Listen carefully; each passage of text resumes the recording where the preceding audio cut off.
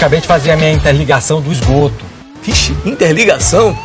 Pra quê, homem? Xiii, vai dar ruim. Sabia que a falta de ligação de esgoto é uma das maiores causas de doenças e poluição? Se não tiver esgoto ligado à Cagesse, o que sai da sua pia e do seu vaso vai largando sujeira e mau cheiro por onde passa. Verifique se a sua rua já tem rede e, se tiver, faça a ligação de esgoto.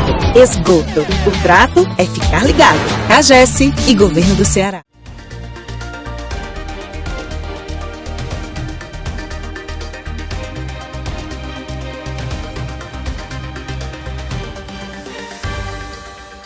Olá, está no ar mais um observatório que nesta edição vai abordar os assuntos que pautaram a mídia nacional e também internacional na cena política. Na semana em que a guerra entre Israel e o grupo terrorista Hamas completa 2 anos, um grupo de brasileiros que participava de uma missão humanitária foi deportado de Israel quase que uma semana após a detenção em águas internacionais. 13 brasileiros foram detidos após a interceptação da flotilha global Sumud, eram 41 embarcações e mais de 400 ativistas de vários países do mundo que tentavam furar esse bloqueio para levar ajuda humanitária à faixa de Gaza. Como sabemos todos, como sabe o mundo, crianças estão morrendo de inanição, por falta de alimento, por falta de água e por falta de remédio. Mas isso não parece sensibilizar aqueles embrutecidos. Entre os brasileiros detidos, a deputada federal cearense Luiziane Lins, do PT, que na última terça-feira conseguiu deixar a prisão após relatos de tratamento desumano por parte das autoridades israelenses. Além dela, também estava no grupo o ativista Tiago Ávila, que já havia sido preso por Israel em maio durante uma missão anterior desse mesmo grupo. Também integravam a delegação brasileira a vereadora Mariana Cotim, do PSOL de São Paulo, a presidente do PSOL do Rio de Janeiro, do Rio Grande do Sul, digo melhor, Gabriele Tolotti, além de militantes pró-Palestina e lideranças sindicais como Magno de Carvalho Costa, dirigente do Sindicato dos Trabalhadores da USP. O confronto entre Israel e Hamas teve início em 7 de outubro de 2023, quando o grupo terrorista lançou um ataque que matou mais de 1.200 pessoas. Outras 251 foram sequestradas. Ainda hoje, alguns estão no cativeiro. No contra-ataque, os militares israelenses iniciaram uma ampla operação para eliminar o Hamas. Confronto esse que resultou na destruição da faixa de Gaza, com cidades destruídas e a população enfrentando uma grande crise humanitária. Mais de 60 mil palestinos já morreram desde o início desse conflito. A missão humanitária falhou no ponto de vista de entregar os mantimentos, a medicação que levavam para essas populações, mas foi vitoriosa no sentido de lançar um olhar do mundo ao que está acontecendo em Gaza, apesar de toda a omissão e embrutecimento de vários países, notadamente da Europa.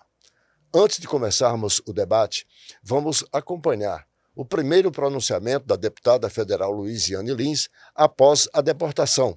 Vamos então ver o VT, porque em seguida a gente já vai também ver a chegada dos brasileiros que foram deportados e finalmente estão em terras brasileiras. Oi, gente, tudo bem? Quero agradecer o apoio de todo mundo, a torcida. Quero agradecer aí as pessoas que torceram por essa missão que nós estamos aqui acompanhando ainda até esse momento. Nós ficamos sem comunicação após a interceptação na quarta-feira à noite e nós passamos 6 dias no presídio de segurança máxima. E foram muitas violações, foi muita truculência, foi uma situação muito difícil. Mas eu quero dizer que, com toda a dificuldade que a gente teve que lidar esses dias, não tem nada comparado com mais de 10 mil palestinos presos, dentre eles 400 crianças, a situação que Gaza vive hoje, com o terrorismo de Estado praticado por Israel. A gente sentiu na pele tudo que o exército israelense é capaz de fazer. Então eu estou aqui, eu vou depois conversar com mais calma, contar sobre essa missão e sobre a interceptação que aconteceu. Nós fomos, na verdade, sequestrados pelo exército israelense, porque nós não estávamos em águas israelenses, nós estávamos chegando a Gaza e, após isso, o exército de Israel tomou o controle dos barcos e nos levou para o porto de Ashdod, que é um porto israelense, e de lá nós fomos considerados presos. E segundo o próprio ministro da Segurança Nacional e o próprio Netanyahu, nós íamos ser tratados como terroristas, e assim fizeram. Então, assim, todo tipo de violação, cheguei sem nenhuma mala, sem nenhuma bolsa, porque eles levaram tudo.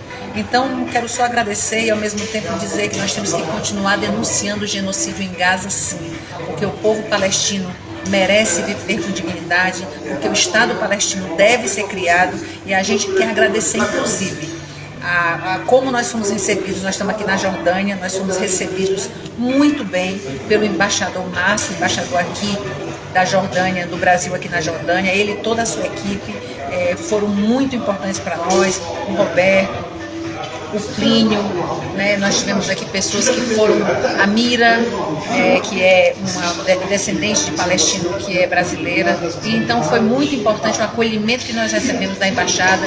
Foi assim, sem dúvida nenhuma, nós estávamos todos precisando, estamos todos muito cansados, mas com a certeza de que a missão que nos foi dada, a gente até o último momento a gente insistiu em cumprir, que era levar ajuda humanitária para o povo palestino, levar remédio, levar alimentos. Infelizmente fomos interceptados, mas isso não vai fazer parar o movimento que Gaza merece, porque as vidas palestinas importam. Então, muito obrigada a todos, e a gente está chegando daqui a pouco no Brasil. Na quinta-feira de manhã nós estamos chegando pelo aeroporto de Guarulhos, e a gente espera cada vez mais contar com o apoio de todos e todas que torceram e que nos mandaram força durante essa missão. Muito obrigada a todos e a todas.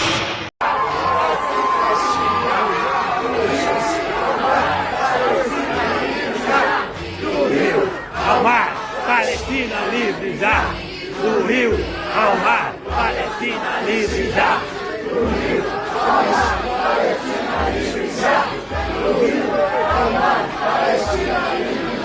Para analisar, para comentar esses assuntos, o Observatório hoje recebe, prazerosamente, mais uma vez, as presenças da professora Clara Petrola, advogada eleitoralista, conforme eu disse, mas é também cientista política, é uma cientista social, envolvida com todas essas causas eleitorais. O não menos cientista social, meu colega João Paulo, que é cientista político, filho de um grande amigo. Eu faço aqui essa homenagem aqui, o Odenísio Holanda, que começamos, quer dizer, na verdade, quando eu comecei no rádio nos anos 70, o Odenísio, pai do João, já fazia sucesso, né? Eu quero aqui registrar com muito carinho, porque é um grande comunicador, um grande profissional e um grande amigo. Eu não sei qual é a percepção de vocês sobre essa posição da deputada Luiziane Lins, mas eu já vou emitir aqui o que eu penso. Merece todo o respeito de todo e qualquer cearense, de todo e qualquer brasileiro, pôs sua vida em risco. Sai numa situação como essa, passa pelo que passa. Portanto, nós não podemos deixar de, a despeito das divergências ideológicas que se possa ter, deixar de reconhecer a braveza, a fibra de uma mulher como a Luiziane Lins. E falo isso porque acompanho a sua vida pública desde o tempo de estudante. Fomos contemporâneos na Universidade Federal do Ceará. Ela fazia comunicação, eu fazia letras, portanto, do mesmo centro. E sempre foi assim, essa lutadora, essa guerreira, como a gente chama. Clara, João, eu gostaria de ouvi-los sobre qual é a percepção, que leitura vocês fazem dessa missão, enfim, desse voluntarismo. Eu vou até disponibilizar, vocês são sempre muito gentis comigo, me dando a oportunidade de falar primeiro, mas eu gostaria de deixar o João, mais à vontade, pode iniciar e em seguida, porque eu fiquei emocionada, eu já vi esse vídeo várias vezes, né, da semana passada, mas não tem como não se comover, então enquanto eu me recomponho, eu deixo... Tá bom, então, Arnaldo, muito obrigado pela participação, pela oportunidade, Clara também pelo debate, e aqueles que nos escutam e nos acompanham, a grande audiência do Observatório. Sem arrodeio. Sem arrodeio, né? Sem arrodeio. Arnaldo, concordo contigo que realmente a atitude da Luiziane é uma atitude que tem que ser louvada, né? E é uma atitude que, mesmo que não tenha conseguido o objetivo final, que era levar os mantimentos à Gaza e a ajuda humanitária, ela chama a atenção para algumas questões que são muito importantes. Primeiro, não precisa ser terrorista para ser tratado como terrorista por Israel. A Luiziane acabou de dizer isso. Então, quando Israel vai falar de quem é terrorista, a gente tem que começar a pensar que não precisa ser terrorista para passar pelos abusos que a deputada passou, né? Na chegada dela, eu vi também um outro vídeo dela detalhando melhor essas arbitrariedades, né, de que foram feitas, de que de hora em hora eram acordados à noite, de jatos de água nos barcos, os barcos sendo invadidos, mesmo sequestro. Então essa é a primeira questão. Então não é nada diferente do que o Estado terrorista, né, de Israel, vamos falar, o governo terrorista de Benjamin Netanyahu faz e anda praticando com os habitantes da Palestina, com os habitantes de Gaza. Uma questão que deveria ter sido resolvida já há muito tempo, né? Uma luta justa pelo Estado de Israel. Por que um povo pode ter um Estado e o outro não? Por que um tem bomba atômica e o outro não? Pelo Estado palestino. Estado palestino. Né? Porque um povo tem bomba atômica e o outro não. Talvez seja essa a explicação que existe, afinal de contas, nós não podemos pensar que uma demanda que vem da ONU, né, que vem lá da criação da ONU, um plano que já estava acordado. Porque uma coisa é o Estado de Israel, outra coisa é o governo Netanyahu e outra coisa é o povo judeu e o sionismo. Né? O povo judeu, durante muito tempo, viveu disperso pelo o que houve no nazismo e pela destruição que foi feita e a perseguição que foi feita, foi necessário ter um Estado. Mas esse Estado, expulsando os que já estavam lá também há mais tempo, é no mínimo injusto. Portanto, a atitude da Luiziane tem que ser louvada e é muito ruim quando a gente percebe que adversários políticos, né, vão às redes sociais dizer atrocidades, né, e fazer comparações que não tem lógica. Devia ter estado aqui salvando as pessoas que estão sofrendo na periferia. As pessoas que estão sofrendo na periferia não estão sendo atacadas por um Estado que tem bomba atômica. Então isso que tem armas extremamente poderosas. O Hamas é sim um grupo terrorista, tem que ser eliminado, mas existe também o povo palestino que não tem nada a ver com o Hamas, no sentido de que pagar pelos crimes do Hamas. Portanto, é essencial que essa guerra termine, que esse cessar-fogo momentâneo que está sendo colocado, ele perdure e que, de algum modo, a comunidade internacional se mobilize para que tenha realmente um Estado palestino, que é o que é justo e o que certamente vai trazer um pouco mais de paz para aquela região.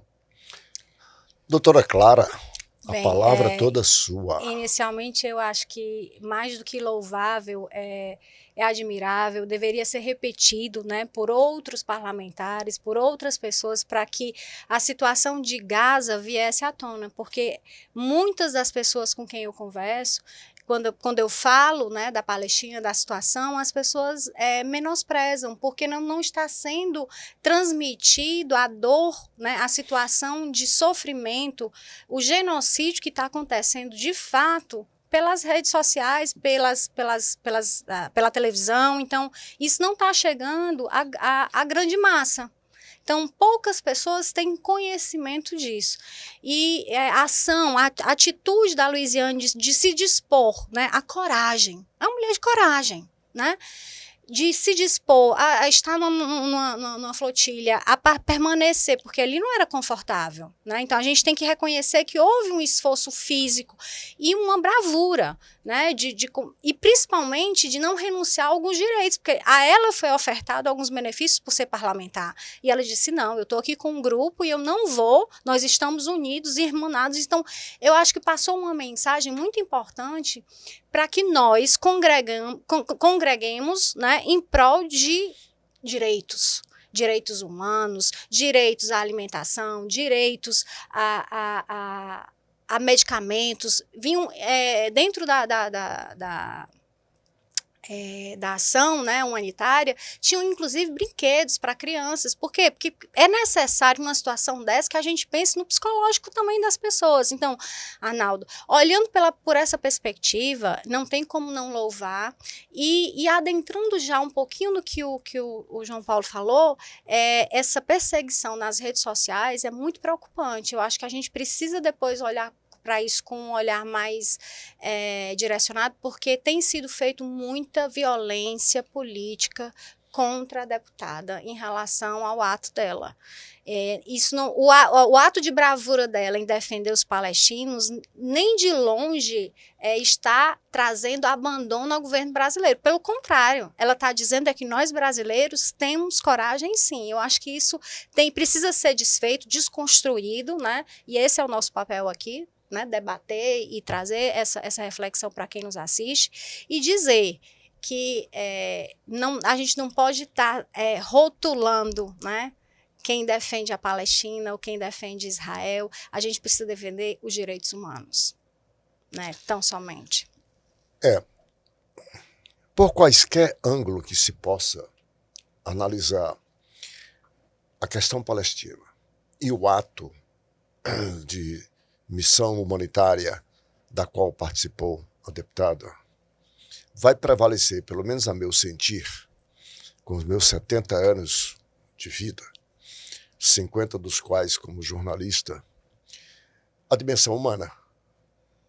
Essa era a dimensão. Isso é para corroborar do que você acaba de dizer, Clara, sobre a violência política que a deputada está sofrendo nas redes sociais. Porque esquecem, todos que estão praticando esses crimes, porque é crime, é bom que se diga, contra a deputada, esquecem que a dimensão aqui não é político-parlamentar petista, é humanitária. Ponto para mim, isso aqui. Vamos sequenciar essa discussão, porque ainda no cenário internacional, um fato que marcou a semana no Brasil, e também fora do Brasil, é bom que se diga, foi a retomada do diálogo entre Brasil e Estados Unidos. Estremecidos após as sanções americanas impostas ao país, em uma conversa amigável, descontraída por telefone, os presidentes Donald Trump e Luiz Inácio Lula da Silva abriram o diálogo sobre a possibilidade de reversão das sanções depois do diálogo com Donald Trump, que usou as redes sociais, após o telefonema, para dizer que teve uma chamada telefônica muito boa, abre aspas, com o presidente Lula.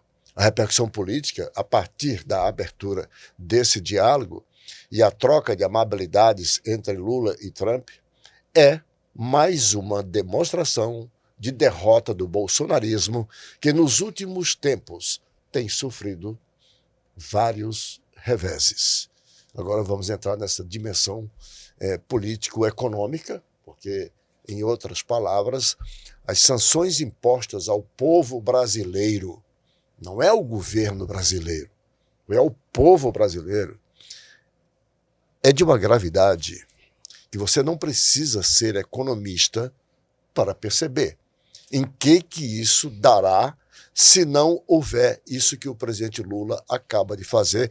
E louve-se aqui também a dimensão da reflexão do presidente americano em abrir essa possibilidade, desde quando em um flerte, ó como eu sou novo, em um flerte nos bastidores da ONU, né, disse que havia rolado uma química entre ele e o presidente Lula, e que ele é um homem bom. Então eu queria colocar para vocês essa dimensão, que aqui sim é uma dimensão política econômica, que aqui isso se representa, né, nesse instante para o Brasil.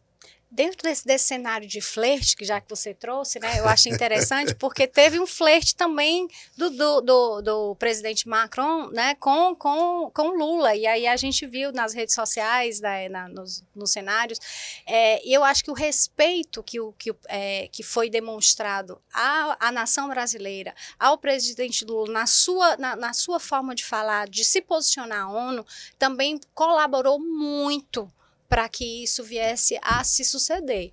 Porque, obviamente, a insurgência brasileira, né, e principalmente o julgamento feito no Supremo Tribunal Federal, né, respaldado por toda a população brasileira que foi às ruas, dizendo que sim, né, eles apoiavam a tudo ali que estava sendo feito. Eu acho que isso mostrou, né, fortaleceu e trouxe esse aspecto. E, obviamente, a gente sabe que nós vivemos num mundo globalizado e que os Estados Unidos também precisa do Brasil, né? Então existe aí, e aí eu não sou economista, né? Mas as transações, os Estados Unidos lucram muito com o Brasil e aliás lucra muito com a guerra também de Israel e Palestina.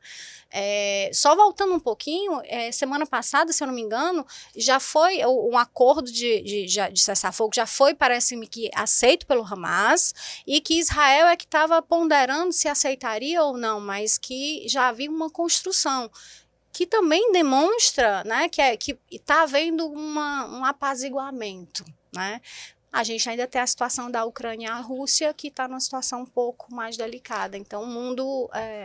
nesses aspectos, de Brasil, Estados Unidos, Israel e Palestina, um sopro de bom senso começa, né, a surgir.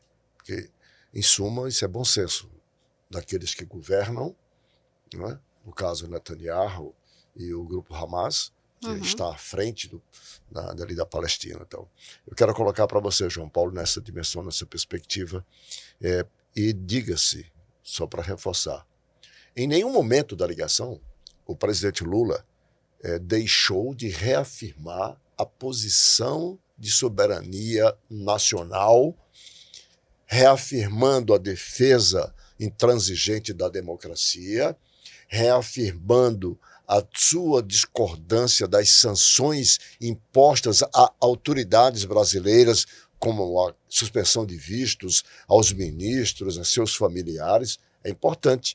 O telefonema foi descontraído, foi bom. Os dois falaram até no final dos 80 anos, porque o Lula completa 80 anos agora e o Trump do próximo ano. Portanto, são dois homens, como nós dizemos no nosso linguajar regional, são dois homens do mesmo top, né? Até nas idades. Mas o presidente Lula foi altivo em todo momento. É bom que se diga. A ligação não foi esse flerte todo porque houve omissão, não. Ao contrário, isso é importante. A troca de telefones, né, ao final demonstra que, claro, que essa conversa individual, essa conversa particular entre dois senhores de 80 anos é importante. Todavia, as relações internacionais não são tratadas através de pessoas, são estados, né? E estados têm interesses, né? E os interesses dos estados são construídos a partir das suas classes sociais internas. Então, primeiro, teve uma conversa aí dos empresários brasileiros com os empresários americanos, dizendo, olha, o Bolsonaro não vale os milhões que estamos perdendo. Então, esse recado chegou... Aliás, não vale um réis. Não vale um réis, né? Mas não vale um chifre de um boi que não está sendo vendido, né? Já falando em boi. Então, essa questão, essa é a primeira questão. E também o trabalho da diplomacia brasileira, né? Do trabalho do Itamaraty, né? De como nós temos uma diplomacia que realmente é experiente e que, na hora necessária, ela chega e vai com as viagens, né? As que nós não sabemos, e aí o Lula sempre mesmo disse, as informações talvez estivessem chegando de forma equivocada ao presidente Trump, aos seus assessores, né? Então, o Brasil, das economias mais ricas do mundo, é um dos únicos 3 que os Estados Unidos têm superávit, né? Então, o Brasil é deficitário com a economia americana. Então, não há nenhum motivo econômico, né, para que essas sanções fossem colocadas. Então, o Lula pediu, o Trump não garantiu nada, né? Ele não disse que iria fazer, mas certamente nem tudo vai poder ser resolvido. Por exemplo, a questão do aço. Eu acho que é uma questão que é muito cara aos Estados Unidos, ao modo como o Trump quer governar. Mas outras questões, né? O café, que ele diz que faz falta, e os outros... A carne, né? Os produtos daqui do Ceará. E também tem uma questão. O tiro saiu meio pela culatra, né? Porque o Brasil encontrou outros compradores. Então, as sanções não tiveram um impacto tão imediato no produto brasileiro, que a gente começou a vender para a China, para o Vietnã, e aí os americanos viram que, que nós vamos continuar fazendo negócios. Não tem só um amigo no mundo, não dá para ter só um amigo no mundo, temos que ter várias parcerias, várias relações bilaterais. Portanto, o bolsonarismo, mais uma vez, né, é aquele plano infalível do Cebolinha da Turma da Mônica que não deu certo. E por que não deu certo? Porque política, geopolítica, não é feita com bravata, é feita com racionalidade e com planejamento. E é bom que se diga que no bolsonarismo aí, uma coisa que pouca gente sabe é que o blogueiro, qual é o nome dele? Lá que está com... O Paulo Figueiredo. Paulo Figueiredo. Ele é neto do João Figueiredo, o último presidente ditador que teve o Brasil, né? Ou seja, isso explica um bocado de coisa. A índole já vem um pouco da própria gênese, né? Eu até, reforçando isso da questão da importante missão dos nossos embaixadores, eu estive em 2024 nas eleições do Parlamento Europeu e estivemos na Embaixada Brasileira. E conversando com o embaixador, ele reportava da importância, né, porque até então o Brasil estava sem conseguir conversar, né, não tinha sido recebido pelo Parlamento Europeu. Então, isso a gente está falando de 2023, foi a assunção do presidente Lula, né? Então, assim, da melhora da comunicação em um ano e meio de governo. Então, e quanto já melhorou? Isso mostra que o Brasil abre as portas para exatamente comercializar, fazer novas relações. E o café, principalmente, ele é escasso. O mundo já não produz o suficiente para consumo. Então, tem várias variantes, né? Que a gente pode até... às vezes, para quem nos ouve, não tem conhecimento disso, mas isso. Mel, né? Mel, café, não é produzido em... Eu vou fazer o nosso primeiro intervalo aqui, e quando voltarmos, eu quero colocar na pauta da discussão a última pesquisa da Quest, Genial Quest, porque os números já começam a refletir positivamente na imagem do presidente Lula, na imagem do seu governo, a partir desses acontecimentos internacionais nesse instante. E se o Trump vier ao Brasil como prometeu, será o maior cabo eleitoral para o presidente Lula. Um instante só e a gente volta.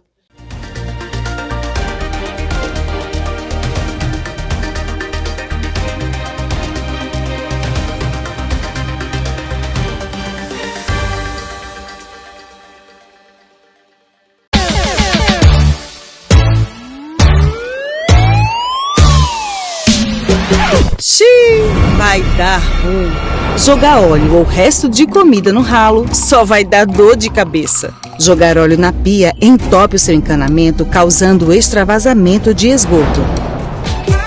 Faça o descarte de óleo corretamente. Esgoto. O trato é ficar ligado. CAGES e Governo do Ceará.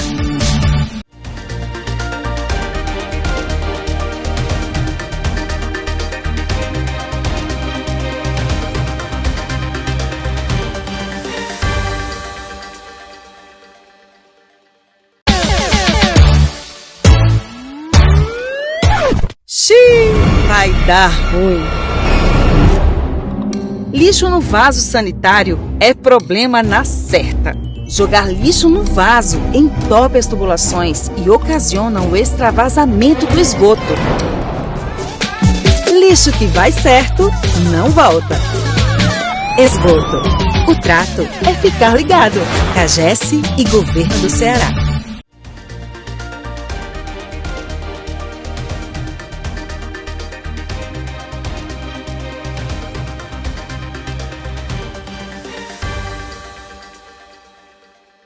Ok, voltamos para o nosso segundo bloco do Observatório de hoje, com as participações de Clara Petrola e de João Paulo. Antes, porém, eu quero aqui ler uma nota de utilidade pública. É que a Companhia de Água e Esgoto do Estado do Ceará lançou a campanha, abre aspas, onde tem CAGES é outra história. A iniciativa tem como objetivo destacar os avanços alcançados e as obras realizadas pela companhia em todo o estado do Ceará, reforçando o compromisso com a melhoria da qualidade de vida da população cearense e a universalização dos serviços de saneamento e água. Nos últimos 2 anos, a CAGES entregou mais de 83 mil metros de adutoras e rede de distribuição de água em todo o Ceará. Eu quero agora trazer aqui os números da última pesquisa da Genial Quest, publicada na semana que passou. A nova pesquisa Genial Quest, divulgada na última quarta-feira, aponta para a popularidade do governo do presidente Lula, que demonstra claramente a melhoria nos seus números. Ele tem mantido o ritmo de recuperação da sua imagem. As taxas de aprovação e reprovação, a gestão do petista, estão tecnicamente empatadas e a distância entre os dois grupos, que em maio era de 17 pontos percentuais, agora soma apenas 1 ponto, ou seja, 48% dos brasileiros aprovam o governo, enquanto que 49% desaprovam. Aí está a diferença de apenas 1 ponto percentual. O resultado da pesquisa, o melhor desde janeiro, mostra que a aposta dos bolsonaristas no tarifaço falhou. Ao reforçar a soberania nacional, Lula parece ter conquistado uma parcela dos que antes se posicionavam negativamente. A pesquisa ouviu 2.004 pessoas e foi realizada antes da conversa entre Lula e o presidente americano Donald Trump. Olha, a pesquisa está fora ainda da repercussão dessa conversa. Imaginamos que a próxima rodada de pesquisa traga números ainda mais favoráveis do que esse. João Paulo, você como cientista político, qual é a tua percepção sobre essa recuperação da imagem do presidente e do governo? Inclusive, a pesquisa do IPESP também dessa semana já mostra que a do Antônio Lavareda, né, já mostra que passou a positiva, já passou a negativa. Então, certamente na próxima Quest vai mostrar essa tendência. Vejo a partir de 3 dimensões essa melhoria no governo. Do governo, a mudança na comunidade, o modo mais eficiente de feito nas redes sociais e as próprias nós já falamos, defender a soberania, defender os brasileiros, tanto os ricos também quanto os mais pobres, o enfrentamento que o governo fez nessa questão de discutir que é um governo que quer taxar os mais ricos, a própria a passagem do imposto de renda, de tirar imposto de renda para quem ganha até R$5.000. Então, algumas atitudes do governo que, de algum modo, vem fazendo com que a população olhe de uma forma mais generosa para o que está acontecendo com Lula e com o governo. A segunda dimensão é aquilo, lembrando aqui o Napoleão Bonaparte, quando ele disse que quando seus inimigos estão fazendo alguma coisa errada, deixa eles fazerem, né? Então, os erros em sequência que o bolsonarismo cometeu, que a oposição vem cometendo, né? Tanto o Eduardo Bolsonaro lá buscando essas tarifas contra o Brasil, a própria forma como a Câmara votou a PEC da blindagem, como passou a anistia, que nessa mesma pesquisa diz que as pessoas, inclusive, elas são mais contra a dosimetria do que contra a anistia, né? Quando são perguntadas, a anistia ainda é um pouco menor a rejeição de que quando é a PEC da dosimetria. E a terceira dimensão é que tem uma camada da sociedade que sempre olhou de uma forma muito enviesada para o governo Lula, e foi exatamente nessa camada que ele cresceu mais, que é justamente quem ganha mais de 5 salários mínimos. Então, esses formadores de opinião, esses que têm uma ascendência muito grande sobre as camadas populares, sobre as classes médias, então, de algum modo, essa forma que tanto os erros do bolsonarismo quanto os acertos do Lula estão fazendo que mude, né? E não é só no Nordeste que está crescendo no Sul, está crescendo no Sudeste, está crescendo entre os beneficiários do Bolsa Família e os que não são beneficiários do Bolsa Família, e também numa faixa da população que também era muito crítica, que é a faixa entre 35 e 49 anos. Também aumentou muito nessa última pesquisa a aprovação do governo Lula. Portanto, o governo está indo no caminho certo, não está nada ganho, afinal de contas a eleição é só daqui a um ano mesmo, mas aquele cenário de já a mídia hegemônica já colocando um presidente eleito, né? O que agora é candidato a Dória, eu acho, o Tarcísio de Freitas, não é mais candidato a presidente, é candidato a Dória. E aí, que em maio parecia perdido, então os analistas mais ansiosos diziam, pronto, não tem mais, não precisa nem ter eleição, o governo está perdido. Não está.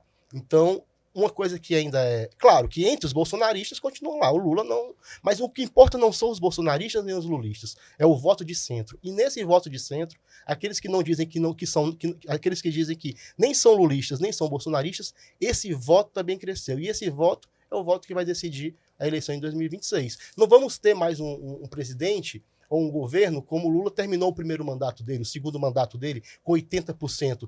E vai estar lá os 50%, vai ser uma 50 por 51, 52, 53, mas está acumulando uma gordura para poder disputar 2026 de uma forma muito mais intensa. Não é à toa que agora a oposição abandonou qualquer projeto político. O projeto político da oposição, haja visto que foi votado contra o imposto do IOF para tirar 35 bilhões do orçamento de 2026. Então agora o plano da oposição é sabotar o governo, porque ideias e práticas está difícil acontecer.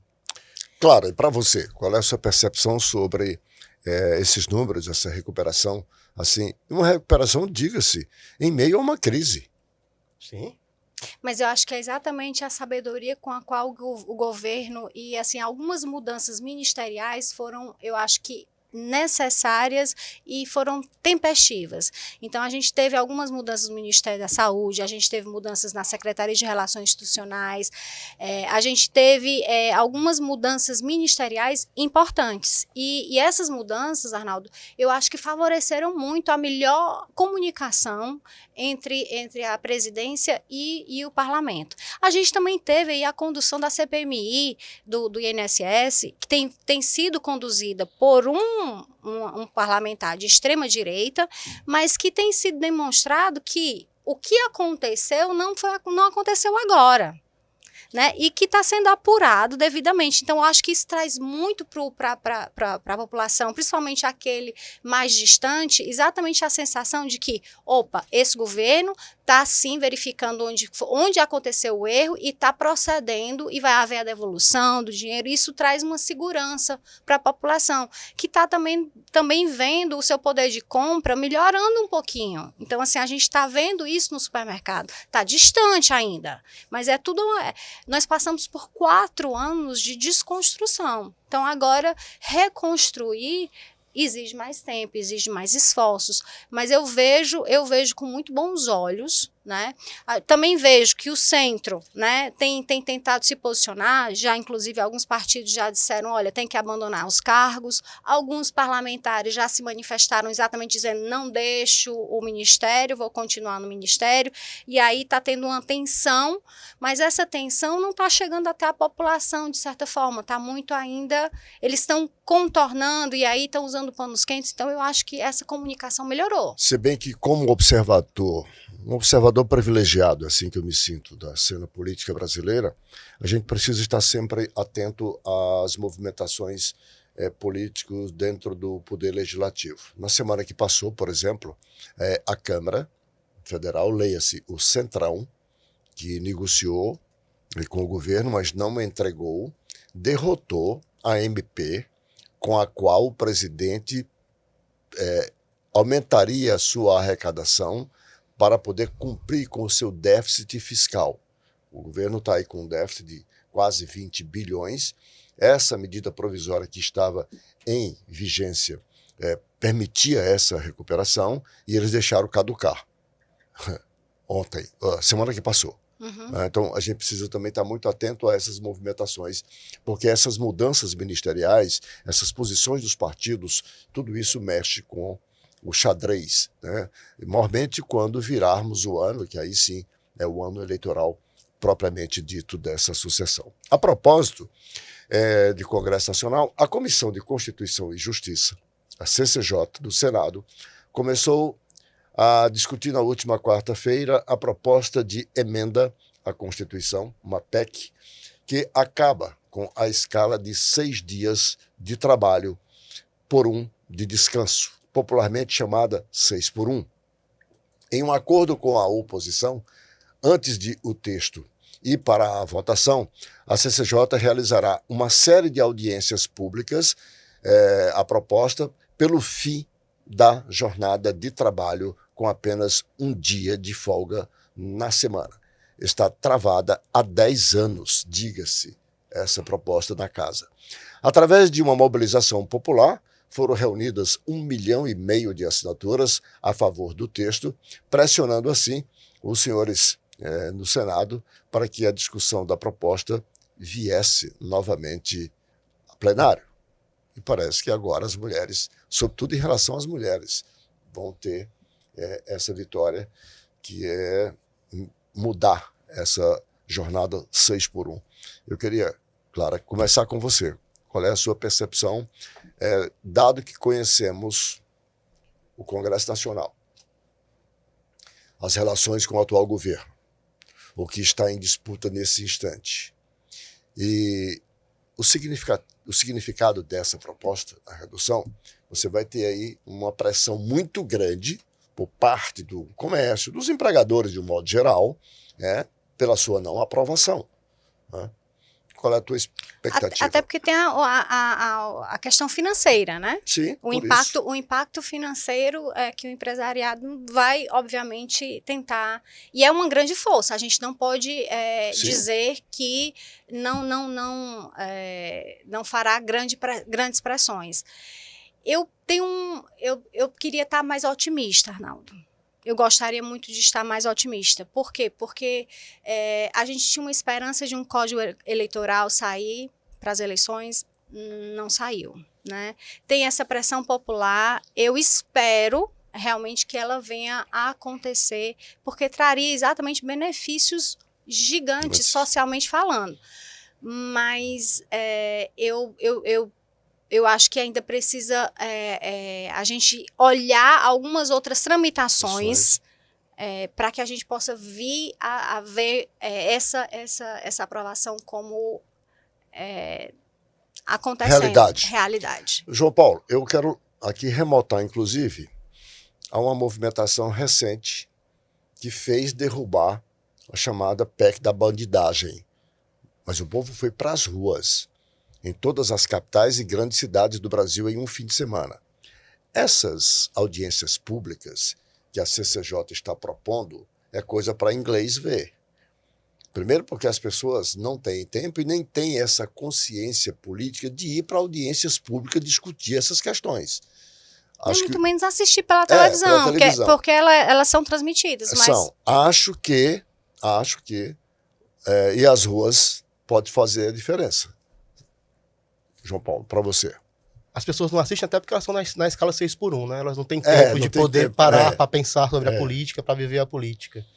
Eu concordo com a Clara que não é uma... O governo, o fato da MP ter caducado mostra que o governo não tem uma base parlamentar e não teve desde o começo, né? É fiel, a base parlamentar do governo é muito pequena, então ele vai precisar fazer os acordos com o Centrão, que o Centrão fufuca fica, mas o Centrão sai, né? É quase um trava-língua, mas só vai ser resolvido com o povo na rua.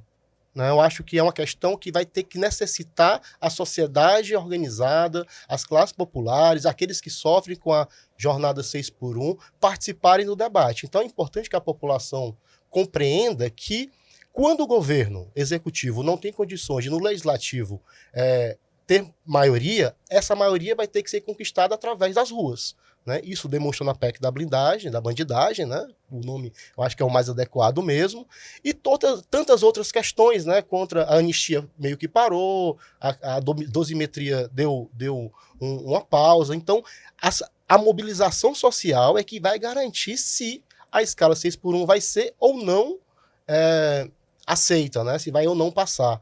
Que é fundamental, né? É necessário para a vida política do país, para a vida econômica do país, numa sociedade cada vez mais, como diz o Bill Churran, que não tem tempo de parar para concluir, numa aceleração desmedida, sem medida, uma sociedade que não pensa mais, não tem mais tempo de refletir. Por quê? Porque não tem o trabalho, a internet, esse trabalho que invade a casa. Então, o 6x1 já é quase 7x0, né? Porque invade a casa, invade o cotidiano. Então, desse modo, é o povo na rua que vai conseguir pressionar o parlamento, pressionar o Congresso, a Câmara mais reacionária da história do Brasil.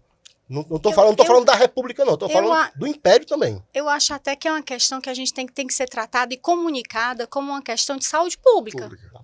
Por quê? Porque, inclusive, a gente já tem uma legislação aí trabalhista que já vem trazendo essa previsão, né, assegurando o dever do empregador de ter o cuidado mínimo com a saúde mental do trabalhador, mas a implementação é a nossa grande dificuldade, Arnaldo. Pois é, nós já estamos nos últimos minutos aqui do programa. Eu preciso dar mais uma nota de utilidade pública, até começando a perguntar se você já foi visitar o Casa Cor. Porque o Casa Cor Ceará apresenta nesta edição um projeto mobiliário sustentável chamado Regenera Lab, que traz uma coleção de móveis e objetos de decoração, como luminárias, estantes, assentos feitos de materiais de descarte da CAGES. Ou seja, a CAGES está recuperando o que vai para o lixo e fazendo com isso mobiliário. E isso está em exposição no Casa Cor. O projeto é uma forma de se olhar para os resíduos do setor de saneamento, inserindo-os no ciclo da economia circular por meio de design criativo e sustentável. Acho que vale a pena. É uma coisa curiosa, que nunca se fez, nunca se pensou. Eu nunca tinha ouvido falar, confesso aqui a vocês. E o nome é bem próprio, né? Regenera Lab. Né? É bem próprio para o que se propõe no contexto a Companhia de Água e Esgoto. Clara e João Paulo, muitíssimo obrigado a vocês aqui. Os últimos minutos são para que vocês façam as considerações finais. Não, eu gostaria de agradecer imensamente, Arnaldo. É sempre uma grande alegria estar aqui discutindo pautas tão importantes e tão relevantes para a criação do dever crítico, né, de quem nos assiste. Às vezes a gente até fala o que você não gostaria de estar ouvindo. Mas ainda, essa é a boa parte, a melhor parte da democracia, que a gente pode divergir com educação, né? Aqui a gente não divergiu, a gente convergiu nos nossos pensamentos, mas quem nos ouve, quem vai nos assistir, né, no domingo, agora pela manhã, pode eventualmente discordar, mas tem todo o direito. Mas o dever de trabalhar, de criticar, do porquê que eu penso diferente, por que a Palestina não tem direitos, não tem o direito de ter o seu próprio Estado, o seu próprio Estado, das suas crianças não poderem estar em liberdade, de terem alimentação, um mínimo, né? Que é o que a gente tem assegurado pela nossa Constituição, que completou aí nessa semana, que passou também 37 anos, eu não posso deixar de registrar, né, esse marco, né, dos 37 anos da Constituição Federal. Uma Constituição que traz a dignidade da pessoa humana, que traz deveres sociais, e aí a gente precisa falar da implementação dos direitos de terceira geração, que são exatamente os direitos referentes à fraternidade. João Paulo. Agradeço Muito obrigado. a oportunidade, né? Saudando a todos que nos acompanham, um bom domingo a todos. E é sempre muito bom participar desse tipo de conversa. Me formei na faculdade, me formei na universidade, mas também me formei acompanhando esses programas que tiveram vários formatos e hoje está em podcast, mas já teve em várias mídias, então é muito importante construir esse debate público. Agradecer a Clara pela conversa, ao Arnaldo, e é importante que o debate público ele seja feito dessa forma, de forma democrática, republicana, respeitando o divergente, mas sabendo que nós temos limites, e o limite, como a professora falou, é a Constituição, os direitos, né, a cidadania. Então é uma alegria e fico à disposição para outras oportunidades. Acompanhem-nos pelas redes sociais, Observatório com Arnaldo Santos ou Arnaldo Santos 1303. Foi mais uma edição do Observatório, observando aqui temas que imaginamos da maior importância coletiva. A todos, muito obrigado, e o convite para um próximo lugar de fala como esse.